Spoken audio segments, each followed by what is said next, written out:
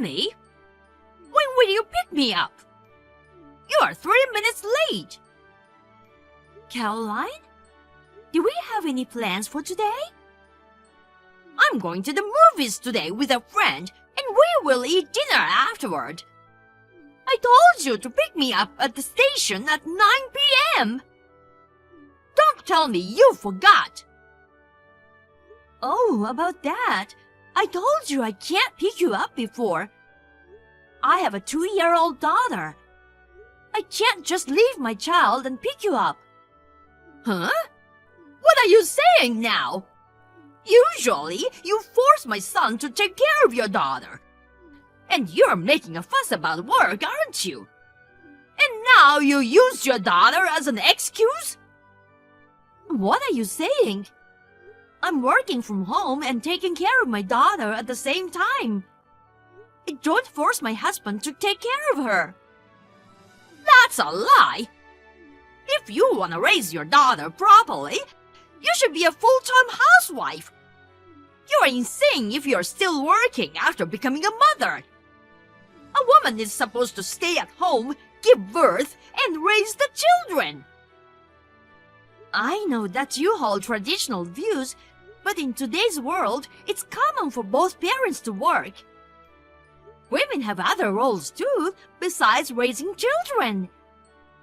We'll take care of our daughter and work together. So please don't meddle in our family matters. Oh my God! What did you say? You make him do the child care too? Yes, we take care of our daughter together. Don't tell me you make him do the cleaning and laundry too. We share the household chores too. Stephen used to work in a restaurant and he's a good cook. He cooks dinner for me when he doesn't have to work late. I have a very helpful husband and I'm so thankful for it. Jesus Christ! I'm sure he regrets having a useless wife like you from the bottom of his heart. A useless wife? Yes, it's you, a useless wife. You don't take care of your daughter. You don't do housework and you don't cook. You don't even have respect for your mother-in-law. His brother Kevin got a nice, homely, modest wife. It's so depressing that Stephen is stuck with a bratty, foul-mouthed, useless wife. You and Stephen should get divorced right now. I see. I'm not getting a divorce and I can't even pick you up. Please take a cab or the subway home. Whatever. I don't have a choice. I'll give you a break today. Next time, I'll thoroughly give you a lesson on how to be a good wife, so be prepared. Hey, Caroline. This morning you suddenly showed up at our house and started going through things, right? The babysitter told me about it. What's the deal with that? I hadn't gotten the money from the last time yet. So I went to get it. But I couldn't find the cash or the wallet, so I ended up taking that designer bag from the closet. Can you please give it back? Even though you are a mother-in-law, going in without asking and taking stuff? Do you really think that's okay? Oh my God, do you think I'm a thief? Stephen gave me a spare key, you know. Giving a key means it's cool to drop by anytime, right? When we bought the house, we gave you a key, but it was meant for emergencies, not an invitation to steal stuff. I don't recall saying anything like what you said. I didn't steal! I considered it payment for the taxi fare I lent you last time. Huh? Taxi fare? Wait, are you talking about the night out with your friend? Exactly! Because you didn't come to pick me up. I had to take a taxi home. So, it's only fair to ask you for the taxi fare, right? I would have asked you directly if you were there. But since you weren't around, I reluctantly took the bag. I don't get what you're saying. I already told you I couldn't come to pick you up from the start. Here we go again. Excuse me? You said you were too busy taking care of your daughter and couldn't come pick me up. When I went to your house today, you had a sitter taking care of your daughter. What the hell is going on? I have to go to the office once a month for a meeting. That's the only day I ask the sitter to take care of my daughter. Then, why didn't you call your sitter last time? There's no reason for that.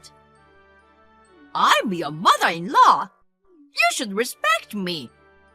If you get a sitter for a work meeting, you should get a sitter when I ask you to pick me up too. I don't understand your logic. Also, I heard that you said some weird things to my daughter and made her cry. What were you thinking? Oh, that. It wasn't anything weird, okay? I told her that her mom doesn't want to raise her and that she's an irresponsible mom. Why are you saying that? She's only 2 years old. I don't want to hear it from you, who leaves a 2-year-old child behind and goes to work. If you don't want to raise her, you should put her in an orphanage. How dare you? If you don't want to do that, then be a full-time housewife. You can't even take care of your own kid, even though you're the wife.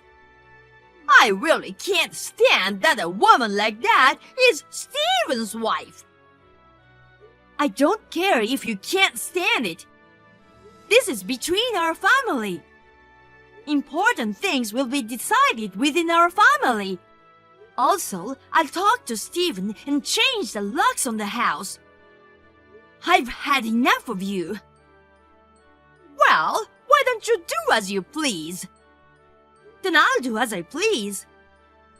I don't care about the bag that you took anymore. In return, please stay out of our lives. I'm sorry. I was planning to teach you how to mop as part of how to be a good wife training. But my hand slipped and I accidentally splashed a bucket of water on you. What do you mean by that?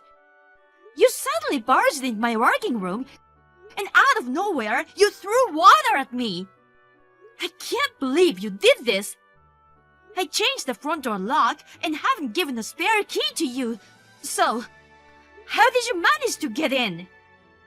I borrowed it from Kevin. Steven's brother? Oh, we did give Kevin a spare key for emergencies. Kevin and his wife are also victims of your harassment. So I thought they would sympathize and cooperate. And after discussing it with Steven, we thought it was a good idea. But somehow it turns out like this. You got completely fooled. You're so dumb. What? Kevin is my dearest son, you know. I raised him strictly because he's the eldest. He's nothing like Steven, who disrespects his parents. Even in choosing a wife, he listened to me. Finding a meek and obedient wife. Kevin and his wife would do anything for my sake. They probably staged that act to deceive you and get a spare key. What? So, Kevin was on your side from the beginning? I've been fooled. Well, having such a clever eldest son is a relief. You and Steven should learn from them. I'll educate you until you become obedient to me. I can be very strict, you know. If you're whining over a little water, you won't be able to handle what's coming next. A wife who can't do anything isn't worth living. So, I'll drill into you the essence of being a full-time housewife. First, quit your job. With your level of intelligence, there's no job you can do at home, right? So, just quit that pointless job. I see. Okay, then. I will fire the person who is doing that pointless job. What do you mean? Are you firing yourself? No. It's Kevin who will be fired. What? What are you talking about? Why is Kevin being fired? You don't have that kind of authority. Then, who has the authority? I'm the president of Kevin's workplace. What? Kevin got scolded for being informal with clients, and there are numerous complaints about his conflicts with superiors and colleagues. But he apparently just switched from a toxic company. When I met him off work, he seemed very kind, so I wanted to observe a bit longer, but it turns out his kindness was an act, and he didn't even know who the president of his own company was. You're Kevin's company president? That can't be true. Being a woman with a child, you shouldn't be a president. It's common sense for women to protect the home while men work outside. A company led by a woman won't succeed. We aim to eliminate such biases and discrimination and strive for gender equality, allowing people to work in a style that suits them. That's our company's stance. Personally, I have a 2-year-old daughter, so prioritizing childcare, caregiving, and other personal matters. We need highly skilled individuals who can still deliver results at work. Kevin never mentioned you are the president. My exceptionally talented son works in a company led by a woman? I can't believe it! I'm surprised that he didn't know about it either. When we spoke last time, he seemed very polite. And since I mostly work remotely, we didn't have many chances to meet at the office. But knowing the president's name is common sense, isn't it? Oh, sorry, is this another prejudice? Employees should naturally know their president's face and name. It's rude for someone at such a low level not to know, right? Sorry, I'll correct myself. Are you making fun of my son? Yes. Oh my God, stop it! I won't tolerate my son being fired. He can't be fired for such a stupid reason. What reason are you talking about? Just because I threw water at my daughter-in-law. It's stupid that my son gets fired because of that. Well, that did annoy me, but that's not the direct reason for his termination. What? I mentioned earlier that there had been complaints about Kevin's work attitude, right? In addition, what was decisive was giving the key to you. What's wrong with that? It's a matter of information leakage. He just gave the key to his mother. What information did he leak? Tell me.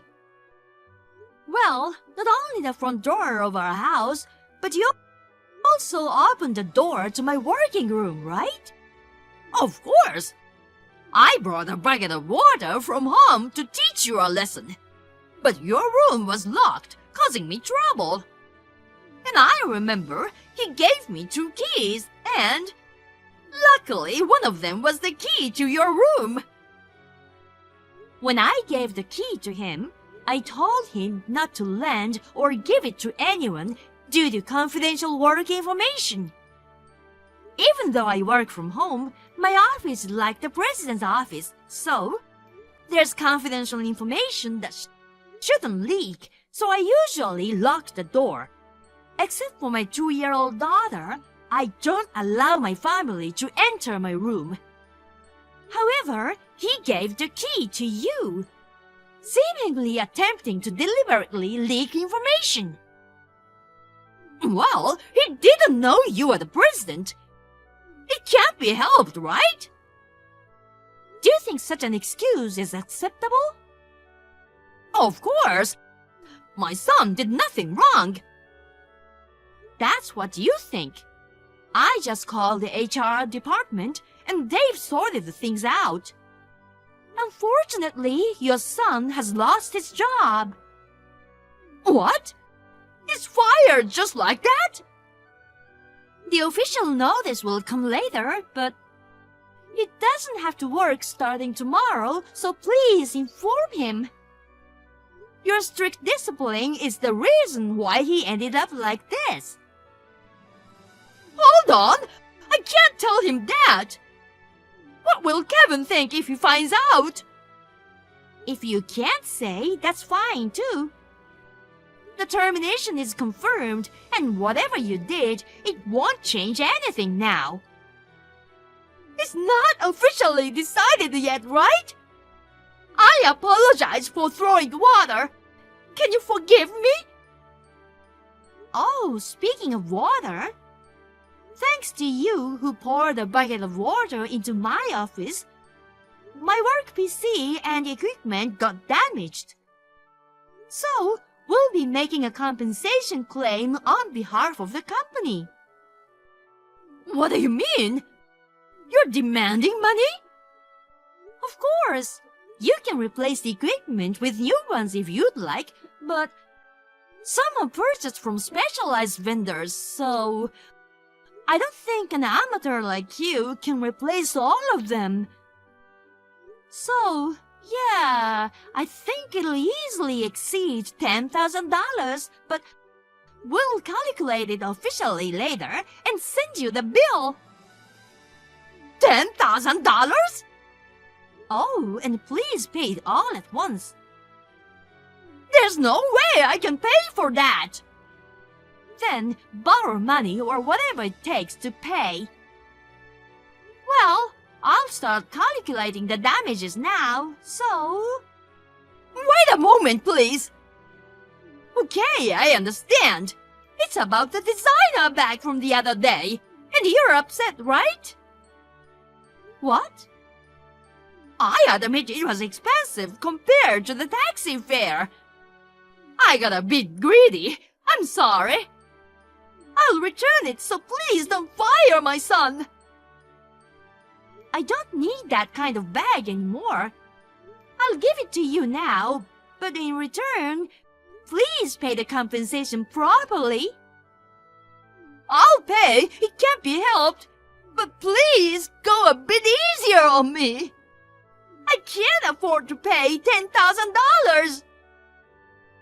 Oh, and please return the spare key.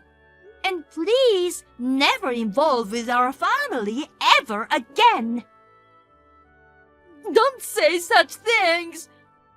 I'll go to your house now and apologize, so please don't fire my son.